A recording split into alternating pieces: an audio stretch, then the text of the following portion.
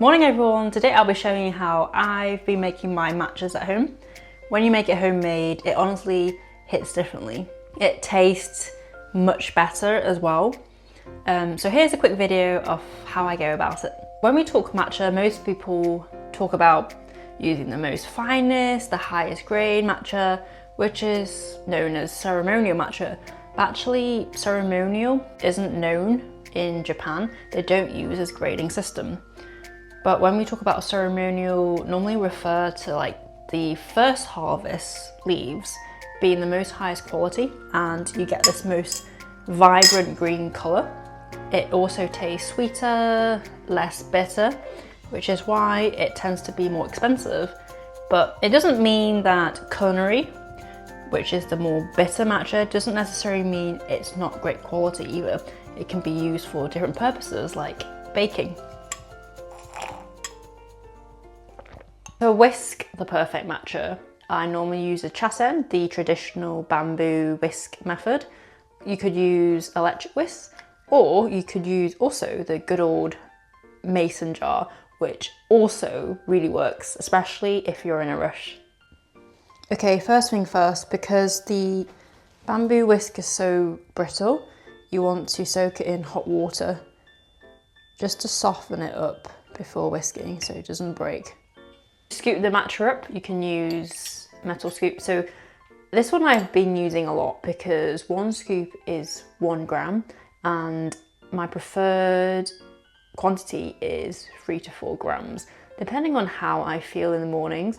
You can also use the traditional method, which is the bamboo spoon, which is the chasaku, and just look how deep, narrow it is, and it can get into, you know, the tins, which is quite a useful way to get the matcha out. But yeah, both ways are absolutely fine. Recently I treated myself to a matcha bowl.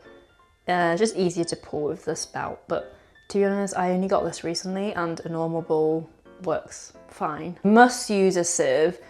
You don't really want clumpy matcha. I'm going to use 4 grams today.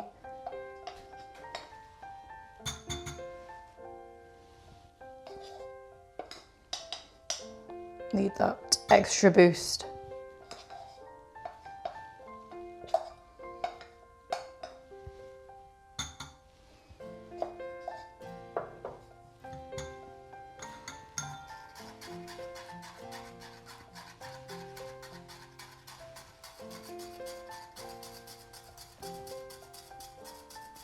You don't want to burn the matcha like with coffee, so I'm going to add water around 70 to 80 degrees, and I normally go for 30 to 40 mils of water.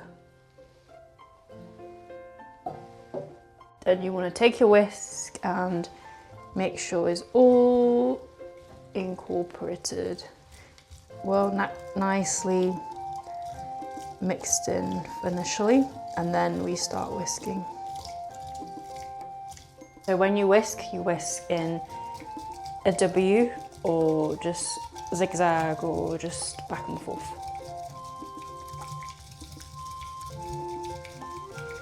Just gonna add a little bit more water.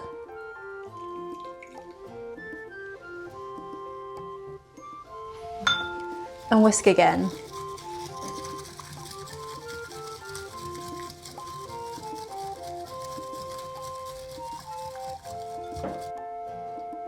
And there we have it.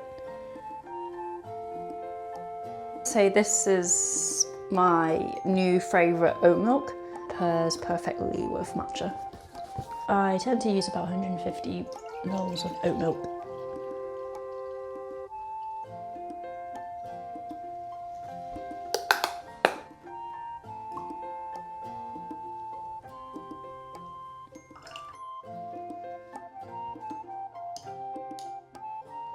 A lot of you probably will ask why I didn't add any ice or any syrup in my matcha. To be honest, I don't really like anything too cold. I like things at room temperature, or even if I add the oat milk from the fridge, that's cold enough for me.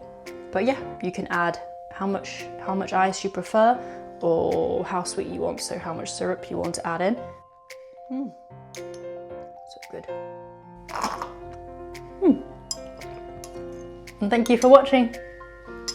And if you have a preferred way how to make matcha, let me know in the comments below.